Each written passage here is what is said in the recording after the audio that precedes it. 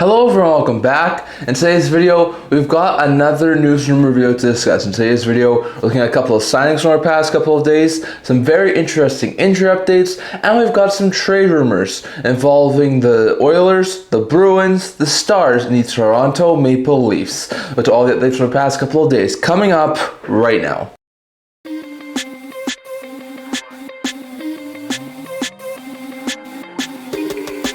Hello everyone, welcome back to another video here at the End-to-End Hockey channel. Now before we get into it, don't forget to like this video and subscribe down below. Thank you for all of your support. I would never be able to do it without all of you guys, so if you haven't already, don't forget to subscribe button down below and don't forget to leave a comment. We're on the road to 1,000 subscribers. And don't forget to stay tuned for more videos coming out in the very near future. So very interesting to note there and keep up to date with that. But in today's video, another news and rumor video as per usual. We'll start with two signings that happened over the past couple of days of NHL news. So lots of very interesting things, but there were two signings. So the first one was in Nashville with a top prospect in the 2025 draft, signing his ELC, and that's 5th overall pick in the 2025 draft, center prospect Brady Martin. Martin, who was taken by Nashville Predators 5th overall after the Preds lost some draft lottery spots, fell down to 5th overall, took Martin at 5th, wound up signing him to a 3-year ELC with the AAV of $975,000. Not a bad pickup here for the Preds. I don't think Martin's going to make the NHL lineup this year, but either next year or the year afterwards, I think he's going to definitely make the NHL lineup, be a solid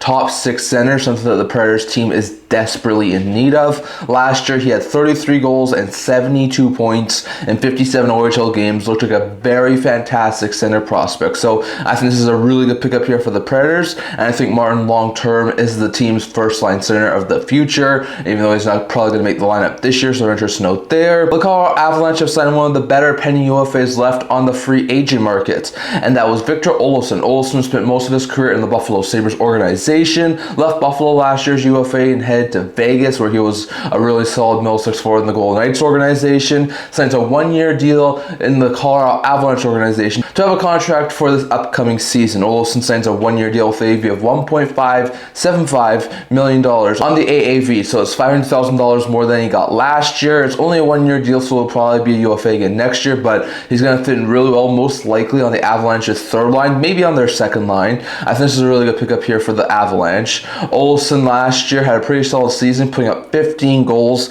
and 29 points in 56 games with the Vegas Golden Knights, his highest goal and point total since the 2022-2023 season. So it was a really solid season last year from Victor Olofsson in Vegas. Also had some really good stints in his first ever playoff appearance. So very interesting note there. I do think Olofsson in the top 9 of the Colorado Avalanche will do damage. So very interesting note there, but those are two signings that we had from over the past couple of days, as the Avalanche has signed Olofsson to a 1-year deal and Brady Martin gets a 3-year ELC with the Nashville Predators. So very interesting note there. Next, going over to a couple of news updates. So we got a couple of news updates here. First, when it comes to some PTOs that were recently signed, we saw one PTO be signed in the St. Louis Blues organization and another in the Columbus Blue Jackets organization. As the St. Louis Blues have given Milan Lucic a PTO to join them in training camp, and the Columbus Blue Jackets have given Brendan Smith a PTO to join them in training camp. So some very interesting PTOs given here. Milan Lucic has been out of the NHL the past couple of seasons. A long time ago, he was a really key member of the Boston Bruins. He spent a couple of years, I think, in Los Angeles. He spent a long time in Edmonton and a couple of years in Calgary. So he's been around a whole bunch of teams over the past number of seasons, but he hasn't been a solid player at the NHL level over the past couple of seasons. So he's going to sign a PTO in St. Louis. Now, I could maybe see him earn an opportunity to get like a 2-way deal in St. Louis. With the Blues' depth on their forward group, I think it's very unlikely. So still very interesting note there that the Blues have signed Lucic to a PTO. Well, Brendan Smith also gets a PTO. He gets to sign a PTO with the Jackets. So I've talked about this. I was surprised that the Jackets didn't make more defensive additions this past offseason in my season preview I posted a couple of days ago. So with that in mind, I think this makes a whole bunch of sense. Smith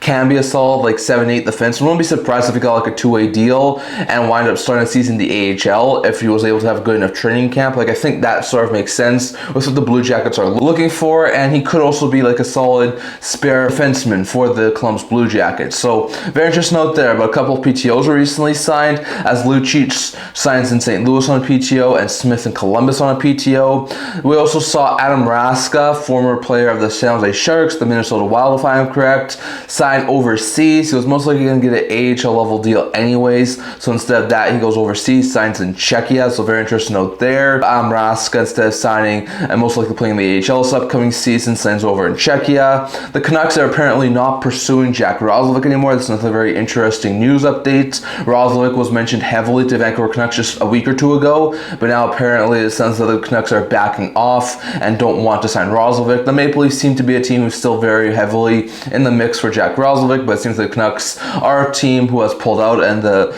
Canucks signing Roslovic rumors have sort of cooled off as of recently. So very interesting note there, but at this current point in time, do not expect Roslovic to sign a new extension in Vancouver. We also got a recent update involving the Detroit Red Wings that they are going to be retiring Sergei Fedorov's number 91, as they are going to be hanging that number up to the rafters on January 12th, 2026. So very interesting note there. Fedorov was a really solid player in the Detroit Red Wings organization all those years ago, and now the number 91 will hang in the rafters for the Detroit Red Wings. So very interesting note there, but I think that's a really good move there for Detroit to put Fedorov's numbers in the rafters. So very interesting note there, but Fedorov's 91 will be hung on January 12th, 2026 in Detroit. Next, going over to some injury update. Logan O'Connor should only be out of the season until early to mid-November. There was a couple of recent reports in the offseason saying that O'Connor was going to miss a handful of months of action due to an injury he sustained, either it was late last year or during the summer, but apparently it sounds like O'Connor is going to be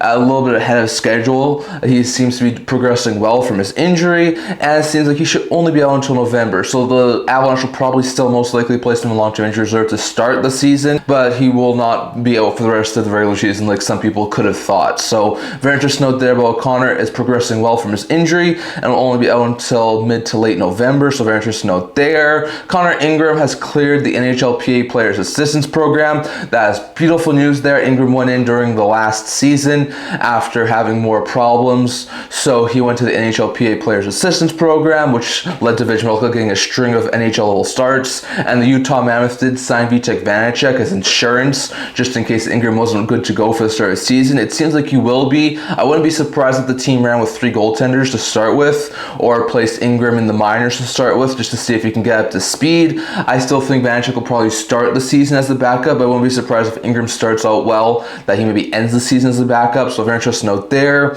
but Ingram has been cleared from the NHL Players Assistance Program. And lastly, Jesper Fast has been hired as a development coach in the Carolina Hurricanes organization. So very interesting note there. Jesper Fast, I think, retired this past offseason, missed the entirety of last year due to injuries. So he had a very rough season last year with the injury bug biting him, but Fast has been hired as development coach, so he will remain in the Carolina Hurricanes organization and will now be able to join and help some of their front office. So very interesting note there. But those are all the updates from our past couple of days. As Lucic and Smith have signed PTOs, Fedorov's 91 will be hung by the Detroit Red Wings. Raska signs in Czechia. O'Connor should only be out until November. Canucks are now not pursuing Jack Roslovic. Fast has been hired as development coach in Carolina, and Ingram has been cleared from the NHL Players Assistance Program. So very interesting note there. And lastly, going over to a couple of trade rumors. So we got a couple of things to talk about when it comes to some trade rumors. First, with the Boston Bruins and the Edmonton Oilers. According to Court Lalonde, I think he was a Bruins writer or something like that, and he was recently mentioning that he's heard some sources say the Edmonton Oilers and Boston Bruins could be talking about a trade involving former first-round pick Fabian Lysell in the Boston Bruins organization. Now, Lysell, a couple of years back, I think it was either in the 2021-2022 season, he was drafted, I think, in the early 20s of the first round to be a really solid pickup there for the Boston Bruins. When he was drafted, a lot of people thought this has the makings of a future top 6 stud for the Boston Bruins. Come 3-4 years later, what is it now? And Lysell really hasn't developed into that. He's barely a top 6 for the AHL level at this point in time. Hasn't really cracked the NHL lineup, so that's led some people to believe the Bruins could try and be looking for Lysell to get a fresh start. Now, Edmonton's an interesting one. They're still a little bit more of an older team. They've gotten younger this offseason, but they're still a pretty old team. They still have 1 or 2 holes in their top 9 or in their forward group in general after losing guys like Perry and Kane Kane and Robertson this past offseason. So they could probably still use another guy who could fit top 9 minutes. I'm not sure if Lysell this year will be able to fill in a top 9 role in Edmonton, but long term, I still think Lysell has the potential to be a solid top 9 forward if he gets the fresh change of scenery and starts to play well in his new home. So I could see that sort of a deal work. Like, I'm not exactly sure what the Boston Bruins would want for Lysell. Will they want a first round pick? Probably not with the way he's playing right now. Will they want like a second round pick and decent prospect? Will they want someone off of the Edmonton Oilers roster? Would there be a guy like Henrique or a guy like Wallman or a guy like Kulak? Like, I'm not exactly sure what the Bruins would want. I think they could still feel like they could be challenging for a playoff spot this year. I personally think they're going to be one of the bottom dwellers in the NHL this year. So they have a couple of options there. But after what has been a sour last couple of seasons for Lysell, where he hasn't yet cracked the NHL roster, he could be a guy who the Bruins look to try and trade. And apparently, according to Lalonde, they could be having trade discussions with the Edmonton Oilers around a trade. So we'll have to wait and see on that. Next, going over to Jeff Marek, he talked about the Boston Bruins as well, and he says that the Bruins have a lot of things on the table at this point in time. Now, I think that if the Boston Bruins do start the season terribly, or they are one of the lower teams in the Eastern Conference come the trade deadline, they are going to be a very busy team. Maybe they do try and make 1 or 2 more moves before the season starts, but according to Jeff Marek, he says that he would not be surprised at all if guys like Casey Middlestat and Pavel Zacha could wind up being moved. He says he's hearing their name a lot. We've also talked about them on the channel recently. Zacha's been mentioned a whole bunch, Middlestat a little more recently, but their top 2 centers essentially have both been mentioned a ton as potential trade candidates. On top of that, he also says that they could look to try and move Fabian Lysell, which we just talked about, a young prospect who hasn't really fit in well in Boston, as well as Jonas Korpisalo, because they really do want to try and keep Michael DiPietro at the NHL level, and moving Korpisalo would be a good step in the right direction to do so. So we'll have to wait and see on that. Like, there's a lot of options here for Boston. I don't think they're moving McAvoy yet, or Lindholm, or Pastrnak. Like, I don't think they're in teardown mode yet, but I think any players who are on either short-term deals or who don't look like they have a very good future in Boston could wind up being moved. Like, Zach only has 2 years left, Middlestat has 1 year left, Lysell doesn't look like he has a future in Boston, Korpisalo's got I think 3 years left, but he's not really a great goaltender, and if they want DiPietro to be a backup, then you got to really try and consider moving Korpisalo. So we're going to have to wait and see on that. No guarantees that the Bruins will move any of these guys before the season starts.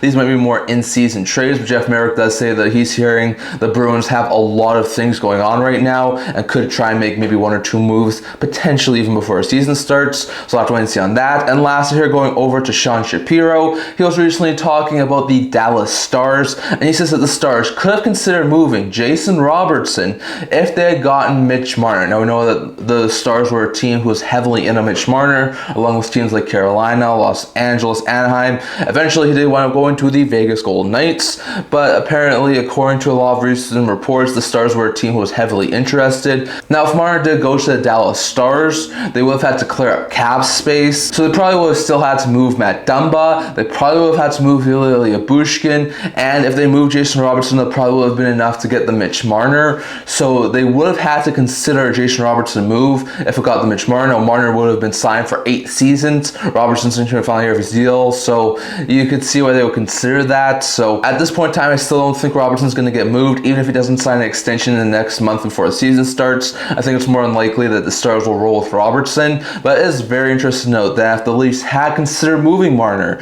to Dallas and he would have wound up signing an extension there, we could have seen a Jason Robertson trade as well this offseason. So very interesting to note there. I don't think it's going to happen at this point in time anyways, but it does seem like the Stars had considered, at the very least, moving Jason Robertson should they have gotten Mitch Marner. So very interesting to note there.